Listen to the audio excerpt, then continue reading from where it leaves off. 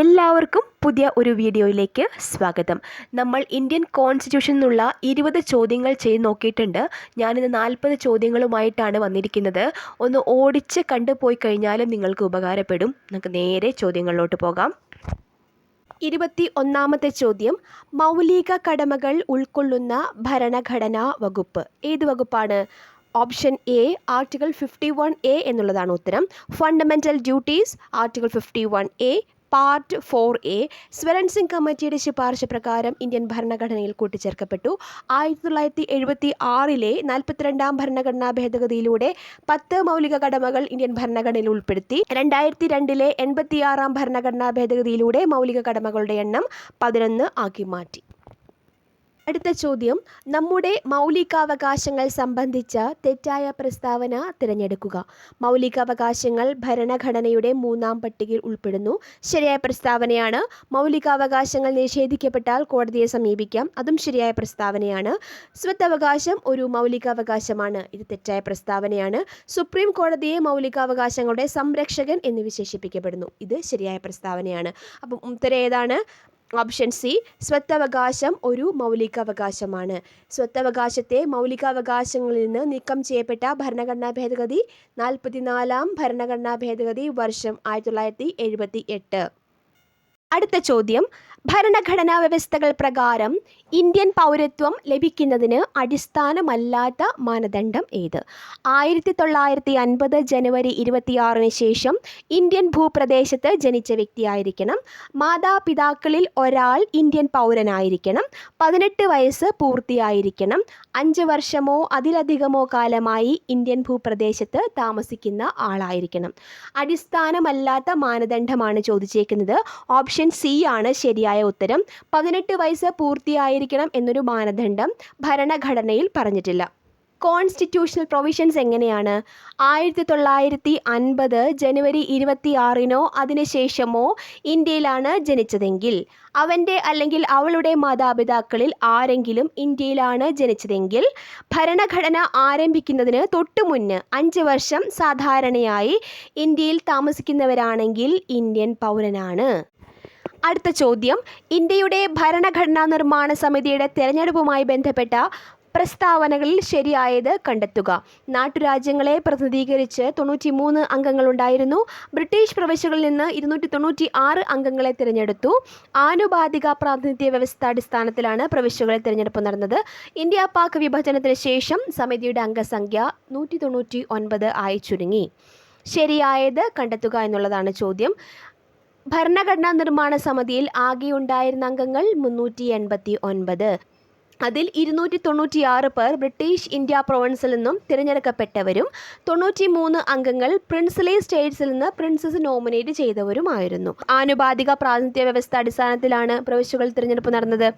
India Pak വിഭജനത്തിന് ശേഷം constituent അസംബ്ലിയുടെ അംഗസംഖ്യ 389 നിന്നും 299 ആയി ചുരുങ്ങി. 299 ആയിട്ടാണ് ചുരുങ്ങിയത്. സോ ഇതിൻ്റെ ശരിയായ ഉത്തരം ഏതാണ്? ഓപ്ഷൻ ബി, 1, 2, 3 പ്രസ്താവനകൾ മാത്രം ശരിയാണ്. അടുത്ത ചോദ്യം, ആമുഖം ഒരു പ്രഖ്യാപനത്തേക്കാൾ കൂടുതലാണ്. അത് നമ്മുടെ ഭരണഘടനയുടെ ആത്മാവാണ്. നമ്മുടെ രാഷ്ട്രീയ സമൂഹത്തിൻ്റെ മാതൃകയാണത്. ഒരു വിപ്ലവത്തിനല്ലാതെ മറ്റൊന്നിനും മാറ്റാൻ കഴിയാത്ത ഒരു ദൃഢനിശ്ചയം അതിലടങ്ങിയിരിക്കുന്നു. ഇന്ത്യൻ ഭരണഘടനയുടെ ആമുഖത്തെക്കുറിച്ച് ഇങ്ങനെ പറഞ്ഞത് ആര്? പണ്ഡിറ്റ് താക്കൂർദാസ്, ജവഹർലാൽ നെഹ്റു, ജസ്റ്റിസ് ഹിദായത്തുള്ള, ഇവരാരുമല്ല. ഏതാണ് ശരിയായ ഉത്തരം? Option C, justice Hidayatullah. അടുത്ത ചോദ്യം, മൗലികാവകാശവുമായി ബന്ധപ്പെട്ട ശരിയായ പ്രസ്താവനകൾ കണ്ടെത്തുക. നമ്മുടെ മൗലികാവകാശങ്ങളിൽ ചിലത് പൗരന്മാർക്ക് മാത്രമേ ലഭിക്കൂ. ചില മൗലികാവകാശങ്ങൾ ഏത് വ്യക്തിക്കും ലഭിക്കും. നിയമത്തിനു മുന്നിൽ തുല്യതയ്ക്കുള്ള അവകാശം ഏത് വ്യക്തിക്കും ലഭിക്കും. പൊതുതൊഴിലിൻ്റെ കാര്യത്തിൽ അവസര സമത്വം ലഭിക്കുന്നത് ഇന്ത്യൻ പൗരന്മാർക്ക് മാത്രമാണ്. ഈ 4 പ്രസ്താവനകളും ശരിയാണ്. ശരിയായ ഓപ്ഷൻ ഡി, 1, 2, 3, 4. ചോദ്യം, ചേരുംപടി ചേർക്കുക. നിർദ്ദേശക തത്വങ്ങൾ, മൗലിക കർത്തവ്യങ്ങൾ, അവശിഷ്ടാധികാരങ്ങൾ, ഭരണഘടനാ ഭേദഗതി. നിർദ്ദേശക തത്വങ്ങൾ കടം കൊണ്ടിട്ടുള്ളത് ഐറിഷ് ഭരണഘടനയിൽ നിന്ന്. മൗലിക കർത്തവ്യങ്ങൾ USSRൻ്റെ ഭരണഘടനയിൽ നിന്ന്. അവശിഷ്ടാധികാരങ്ങൾ കാനഡയുടെ ഭരണഘടനയിൽ നിന്നും. ഭരണഘടനാ ഭേദഗതി ദക്ഷിണാഫ്രിക്കൻ ഭരണഘടനയിൽ നിന്നുമാണ് കടം കൊണ്ടിട്ടുള്ളത്. ഡാഷ് സ്ഥാനത്തേക്കുള്ള തിരഞ്ഞെടുപ്പിന് താഴെ പറയുന്ന യോഗ്യതകൾ ആവശ്യമാണ്. ഇന്ത്യൻ പൗരനായിരിക്കണം, 35 വയസ്സ് പൂർത്തിയായിരിക്കണം, ലാഭകരമായ ഒരു പദവിയും വഹിക്കരുത്, രാജ്യസഭാ അംഗമായി തിരഞ്ഞെടുക്കാൻ യോഗ്യത ഉണ്ടായിരിക്കണം. രാജ്യസഭാ അംഗമായി തിരഞ്ഞെടുക്കാൻ യോഗ്യത ഉണ്ടായിരിക്കുകയും 35 വയസ്സ് പൂർത്തിയായിരിക്കുകയും വേണം. ആരാണത്? ഉപരാഷ്ട്രപതി. ഓപ്ഷൻ ഡി, ഉപരാഷ്ട്രപതി, വൈസ് പ്രസിഡന്റ്. അടുത്ത ചോദ്യം, താഴെ പറയുന്നവയിൽ തെറ്റായ ജോഡികൾ ഏവ? Balwant Rai commission 1957, P K. Thungon commission 1999, Sarkaria commission 1983, Ashok Mehta commission 1977. തെറ്റായ ജോഡികളാണ് ചോദിച്ചേക്കുന്നത്. ഓപ്ഷൻ സി, രണ്ടാമത്തെ പി.കെ. തുങ്കൻ കമ്മീഷൻ 1999 എന്നുള്ളതാണ് തെറ്റായ ജോഡി. അടുത്ത ചോദ്യം, ജമ്മു കാശ്മീരുമായി ബന്ധപ്പെട്ട് താഴെ തന്നിരിക്കുന്ന പ്രസ്താവനകളിൽ ശരിയായ പ്രസ്താവന അല്ലെങ്കിൽ പ്രസ്താവനകൾ ഏവ? ജമ്മു കാശ്മീരിന് പ്രത്യേക പദവി നൽകുന്ന വകുപ്പ് 370 എടുത്തുകളഞ്ഞ കേന്ദ്ര ഗവൺമെന്റിന്റെ തീരുമാനം 2023 ഡിസംബറിൽ സുപ്രീം കോടതി ശരിവച്ചു. ജമ്മു കാശ്മീരിനെ 2 കേന്ദ്രഭരണ പ്രദേശങ്ങളാക്കി മാറ്റിയത് 2019 രാജതരംഗിണി കാശ്മീരിൻ്റെ ചരിത്രം വിശദമാക്കുന്ന പുസ്തകമാണ്. 2019 ജൂണിൽ ജമ്മു കാശ്മീരിൽ സാമ്പത്തിക അടിയന്തരാവസ്ഥ പ്രഖ്യാപിച്ചു. 4ാമത്തെ പ്രസ്താവന മാത്രമാണ് തെറ്റായ പ്രസ്താവന. ബാക്കി 3 പ്രസ്താവനകളും ശരിയാണ്. ഉത്തരം ഏതാണ്? Option D, 1, 2, 3. അടുത്തത്, ഇന്ത്യൻ ഭരണഘടനയുടെ 73നും 74നും ഭേദഗതികളുടെ അനന്തര ഫലങ്ങളിൽ പെടാത്തത് ഏത്? സംസ്ഥാന തിരഞ്ഞെടുപ്പ് കമ്മീഷന്റെ രൂപീകരണം, 10ാം പട്ടിക, 11ാം പട്ടിക, 12ാം പട്ടിക. പെടാത്തതാണ് ചോദിച്ചേക്കുന്നത്. ഓപ്ഷൻ ബി, 10ാം പട്ടിക എന്നുള്ളതാണ് ശരിയായ ഉത്തരം. 10ാം പട്ടിക ഉൾപ്പെടുത്തിയ ഭരണഘടനാ ഭേദഗതി 52nd constitutional amendment, anti defection law. അടുത്ത ചോദ്യം, ഇന്ത്യൻ ഭരണഘടനയുടെ വകുപ്പ് 400A എന്തിനെക്കുറിച്ച് പ്രതിപാദിക്കുന്നു? വിദ്യാഭ്യാസം നിയമപരമായ അവകാശമാക്കി മാറ്റി, സ്വത്തവകാശം നിയമപരമായ അവകാശമാക്കി മാറ്റി, GSTയുമായി ബന്ധപ്പെട്ട വകുപ്പ് ഇവയൊന്നുമല്ല. ആൻസർ ഓപ്ഷൻ ഡി, ഇവയൊന്നുമല്ല എന്നുള്ളതാണ് ശരിയായ ഉത്തരം. നമുക്ക് നോക്കാം. വിദ്യാഭ്യാസം നിയമപരമായ അവകാശമാക്കി മാറ്റിയത് ഏത് ആർട്ടിക്കിളാണ്? Article 21A. സ്വത്തവകാശം നിയമപരമായ അവകാശമാക്കി മാറ്റിയത് ആർട്ടിക്കിൾ 300A. GSTയുമായി ബന്ധപ്പെട്ട വകുപ്പ് ആർട്ടിക്കിൾ 279A. അടുത്ത ചോദ്യം, മൗലിക കടമകൾ ഇന്ത്യൻ ഭരണഘടനയോട് കൂട്ടിച്ചേർത്ത ഭേദഗതി. ഏത് ഭേദഗതിയാണ്? 42ാം ഭരണഘടനാ. അടുത്ത ചോദ്യം, ഭരണഘടനാ ഭേദഗതി വഴി സ്വത്തവകാശത്തെ മൗലികാവകാശങ്ങളുടെ പട്ടികയിൽ നിന്ന് നീക്കം ചെയ്ത വർഷം?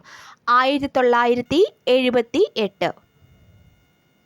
അടുത്തത്, ലോക്സഭയുടെ പ്രഥമ സ്പീക്കർ ആരാണ്? GV മാവ്ലിങ്കർ. അടുത്ത ചോദ്യം, യൂണിയൻ ലിസ്റ്റിൽ ഉൾപ്പെടുന്ന വിഷയം? വിവാഹവും വിവാഹമോചനവും, അളവ് തൂക്കം, ഗതാഗതം, വരുമാന നികുതി. ഈ കൊടുത്തിട്ടുള്ളവയിൽ വരുമാന നികുതിയാണ് യൂണിയൻ ലിസ്റ്റിൽ ഉൾപ്പെടുന്നത്. അടുത്തത്, ഭരണഘടന ഇതര സ്ഥാപനം തിരിച്ചറിയുക? തിരഞ്ഞെടുപ്പ് commission, attorney general, NITI Aayog, ദേശീയ പട്ടികവർഗ കമ്മീഷൻ. ഇതിലേതാണ് ഭരണഘടന ഇതര സ്ഥാപനം? നീതി ആയോഗ് എന്നതാണ് ഉത്തരം. അടുത്തത്, ഇന്ത്യൻ ഭരണഘടനയിൽ 1976 ഒരു ഭരണഘടനാ ഭേദഗതി നിയമം വഴിയാണ് മൗലിക ചുമതലകൾ ഉൾപ്പെടുത്തിയത്. താഴെ പറയുന്നതിൽ ഏത് ഭേദഗതി നിയമം അനുസരിച്ചാണ് 10 ചുമതലകൾ ഇന്ത്യൻ ഭരണഘടനയിൽ ഉൾപ്പെടുത്തിയത്? ഏത് ഭേദഗതിയാണ്? 42ാം ഭരണഘടനാ ഭേദഗതി. ഓപ്ഷൻ സി ആണ് ശരിയായ ഉത്തരം. അടുത്ത ചോദ്യം, താഴെ പറയുന്നവയിൽ ഏതാണ് 42ാം ഭേദഗതിയിലൂടെ ഇന്ത്യൻ ഭരണഘടനയുടെ ആമുഖത്തിൽ കൂട്ടിച്ചേർത്തത്? പരമാധികാരം, സോഷ്യലിസ്റ്റ്, ജനാധിപത്യം, ജനാധിപത്യ ഭരണം. ഏതാണ്? സോഷ്യലിസ്റ്റ് എന്നതാണ് ശരിയായ ഉത്തരം. അടുത്തത്, താഴെ പറയുന്നവയിൽ ആരാണ് ഡ്രാഫ്റ്റിംഗ് കമ്മിറ്റിയിൽ അംഗമല്ലാത്തത്? BR Ambedkar, KM Munshi, Muhammad Saadulla, Jawaharlal Nehru. ജവഹർലാൽ നെഹ്റു ആണ് ഡ്രാഫ്റ്റിംഗ് കമ്മിറ്റിയിൽ അംഗമല്ലാതിരുന്നത്. അടുത്ത ചോദ്യം, ഭരണഘടനാ ഭേദഗതിയുമായി ബന്ധപ്പെട്ട ആർട്ടിക്കിൾ 368 എങ്ങനെ ഭേദഗതി ചെയ്യാം? കേവല ഭൂരിപക്ഷത്തിൽ, പ്രത്യേക ഭൂരിപക്ഷത്തോടെ, പ്രത്യേക നടപടിക്രമം വഴി. മുകളിൽ പറഞ്ഞവ ഒന്നുമല്ല. ഓപ്ഷൻ ബി ആണ് ശരിയായ ഉത്തരം. പ്രത്യേക ഭൂരിപക്ഷത്തോടെ, പകുതി സംസ്ഥാനങ്ങളുടെ സമ്മതത്തോടെയുള്ള പ്രത്യേക ഭൂരിപക്ഷത്തോടെയാണ് ആർട്ടിക്കിൾ 368 അമെൻഡ് ചെയ്യുന്നത്. അടുത്ത ചോദ്യം, ഇന്ത്യയിലെ മാധ്യമ സ്വാതന്ത്ര്യവുമായി ബന്ധപ്പെട്ട ശരിയായ പ്രസ്താവന കണ്ടെത്തുക. ഇന്ത്യൻ ഭരണഘടനയിൽ മാധ്യമ സ്വാതന്ത്ര്യത്തിന് പ്രത്യേക ഉറപ്പില്ല. പത്രസ്വാതന്ത്ര്യം തികച്ചും ശരിയാണ്. പത്രങ്ങൾ സാധാരണ നികുതിയിൽ നിന്നും മുക്തരാണ്. ആർട്ടിക്കിൾ 19 പ്രകാരം പത്രങ്ങൾക്ക് പ്രത്യേക പദവികൾ ഉണ്ട്. ഈ പ്രസ്താവനകളിൽ ഓപ്ഷൻ എ മാത്രമാണ് ശരിയായ പ്രസ്താവന. ഇന്ത്യൻ ഭരണഘടനയിൽ മാധ്യമ സ്വാതന്ത്ര്യത്തിന് പ്രത്യേക ഉറപ്പില്ല. ചോദ്യം, ഇന്ത്യയിൽ എത്ര തവണ ദേശീയ അടിയന്തരാവസ്ഥ ഏർപ്പെടുത്തി? 3 തവണയാണ് ദേശീയ അടിയന്തരാവസ്ഥ ഏർപ്പെടുത്തിയത്. ദേശീയ അടിയന്തരാവസ്ഥ ആർട്ടിക്കിൾ 352. 3 പ്രാവശ്യം ഇന്ത്യയിൽ ദേശീയ അടിയന്തരാവസ്ഥ ഏർപ്പെടുത്തി. 1962 ചൈന വാർ, 1971 പാകിസ്ഥാൻ വാർ, 1975 ഇന്റേണൽ ഡിസ്റ്റർബൻസസ്. അടുത്ത ചോദ്യം, ബൽവന്ത് മേത്ത കമ്മിറ്റിയുമായി ബന്ധപ്പെട്ട ശരിയായ ഉത്തരം ഏത്? SC/ST വിഭാഗങ്ങൾക്ക് സംവരണം നിർദ്ദേശിച്ചു. രാഷ്ട്രീയ പാർട്ടികളുടെ പങ്ക് ഉപയോഗിച്ച് പ്രാദേശിക ഭരണത്തിന് ത്രിതല സംവിധാനം, ഗ്രാമപഞ്ചായത്ത്, പഞ്ചായത്ത് സമിതി, ജില്ലാ പരിഷത്ത്. ഗ്രാമതലത്തിൽ നീതി നടപ്പിലാക്കുന്നതിന് ന്യായ പരിഷത്ത്. ഉത്തരം ഏതാണ്? ഓപ്ഷൻ സി, ത്രിതല സംവിധാനം, ഗ്രാമ പഞ്ചായത്ത്, പഞ്ചായത്ത് സമിതി, ജില്ലാ പരിഷത്ത് എന്നുള്ളതാണ്. Balwant Mehta committee 3 tier panchayat raj system recommend ചെയ്ത കമ്മിറ്റി, വർഷം 1957. അടുത്ത ചോദ്യം, ഭാഷാ ന്യൂനപക്ഷങ്ങൾക്കുള്ള പ്രത്യേക ഓഫീസർ പരിഗണിക്കുക. താഴെ തന്നിരിക്കുന്നവയിൽ നിന്നും ശരിയായ ഉത്തരം കണ്ടെത്തുക. ഇതൊരു നിയമാനുസൃത സ്ഥാപനമാണ്. തെറ്റാണ്. ഇതൊരു കോൺസ്റ്റിറ്റ്യൂഷണൽ ബോഡിയാണ്. ഭരണഘടനാ സ്ഥാപനമാണ്. Article 350B. ഇത് ആഭ്യന്തര മന്ത്രാലയത്തിൻ്റെ കീഴിലാണ്. തെറ്റാണ്. ഇത് മിനിസ്ട്രി ഓഫ് മൈനോറിറ്റീസിൻ്റെ കീഴിലാണ്. ഭരണഘടന ഭാഷാ ന്യൂനപക്ഷങ്ങളെ നിർവചിച്ചിരിക്കുന്നു. ഇതും തെറ്റായ പ്രസ്താവനയാണ്. സംസ്ഥാന പുനഃസംഘടനാ കമ്മീഷൻ 1956 ശുപാർശ ചെയ്തതാണ്. ഇത് ശരിയായ പ്രസ്താവനയാണ്. അപ്പോൾ ശരിയായ ഉത്തരം ഓപ്ഷൻ ഡി, സംസ്ഥാന പുനഃസംഘടനാ കമ്മീഷൻ 1956 ശുപാർശ ചെയ്തത്. അടുത്ത ചോദ്യം, സംസ്ഥാന നയത്തിൻ്റെ ഡയറക്റ്റീവ് പ്രിൻസിപ്പിൾ സംബന്ധിച്ച DPSP സംബന്ധിച്ച താഴെ തന്നിരിക്കുന്ന പ്രസ്താവനകളിൽ നിന്നും ശരിയായ ഉത്തരം തിരഞ്ഞെടുക്കുക. ഈ ആശയം ബ്രിട്ടീഷ് ഭരണഘടനയിൽ നിന്നും കടം എടുത്തതാണ്. ചില ആശയങ്ങൾ ഗാന്ധിയൻ തത്വങ്ങളുടെ പ്രതിഫലനമാണ്. സർക്കാരിൻ്റെ പ്രകടനം അളക്കാനുള്ള അളവുകോലാണ്. ഇത് ഭേദഗതിക്ക് വിധേയമാണ്. കൂടാതെ ജുഡീഷ്യൽ അവലോകനത്തിനും വിധേയമാണ്. ശരിയായ ഉത്തരം ഓപ്ഷൻ ബി, 2ഉം 3ഉം പ്രസ്താവനകൾ മാത്രമാണ് ശരിയായിട്ടുള്ളത്. ചില ആശയങ്ങൾ ഗാന്ധിയൻ തത്വങ്ങളുടെ പ്രതിഫലനമാണ് എന്നും സർക്കാരിൻ്റെ പ്രകടനം അളക്കാൻ അളവുകോലാണ് എന്ന പ്രസ്താവനകൾ മാത്രമാണ് ശരി. ഇത് ഐറിഷ് ഭരണഘടനയിൽ നിന്നും കടമെടുത്തതാണ്. അടുത്തത്, കൺകറന്റ് ലിസ്റ്റുമായി ബന്ധപ്പെട്ട ഇനി പറയുന്ന പ്രസ്താവനകളിൽ ഏതാണ് ശരിയായ വിശദീകരണം അല്ലാത്തത്? ഇത് ഭരണഘടനയുടെ 7ാം ഷെഡ്യൂളിൽ അടങ്ങിയിരിക്കുന്നു. ശരിയായ പ്രസ്താവനയാണ് 7ാം ഷെഡ്യൂൾ, ആർട്ടിക്കിൾ 246. പാർലമെൻറ്റ് പാസാക്കിയ നിയമവുമായി എന്തെങ്കിലും വൈരുദ്ധ്യമുണ്ടെങ്കിൽ സംസ്ഥാന നിയമങ്ങൾ പ്രാബല്യത്തിൽ വരും.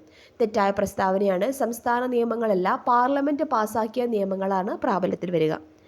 ഈ വിതരണ പദ്ധതി 1935 ഗവൺമെൻറ് ഓഫ് ഇന്ത്യ ആക്ടിനെ അടിസ്ഥാനമാക്കി ഉള്ളതാണ്. ഗവൺമെൻറ് ഓഫ് ഇന്ത്യ ആക്ട് 1935 നിയമനിർമ്മാണ അധികാരങ്ങൾ 3 ലിസ്റ്റുകളായി രൂപപ്പെടുത്തി. അതായത് federal list, provincial list, concurrent list എന്നിങ്ങനെ.